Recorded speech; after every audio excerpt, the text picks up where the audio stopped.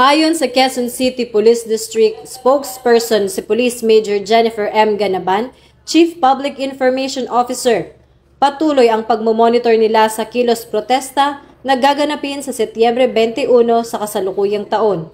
Ipinahayag ng Quezon City Police District na patuloy na nakikipag-ugnayan sa mga LGU upang masuri ang aktwal na dami ng kalahok at makapaghanda sa deployment ng PNP personnel.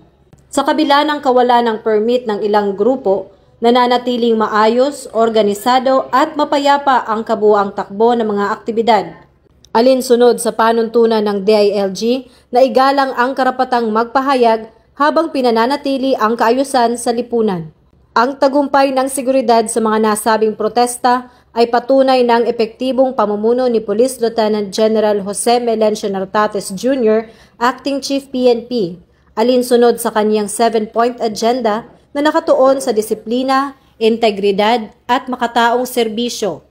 Sa kabila ng hamon ng mga kilos protesta, nananatiling propesyonal ang hanay ng kapulisan at patuloy ang kanilang pagbabantay sa mga susunod pang pagtitipon sa Quezon City upang matiyak ang kaligtasan ng publiko at kapayapaan sa komunidad.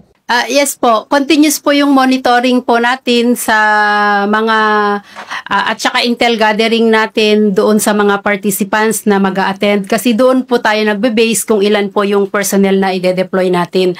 So ayun po, nagkakaroon din po tayo ng rehearsals ng CDM and continuous yung guidance natin sa ating mga personnel to exercise maximum tolerance during the rally.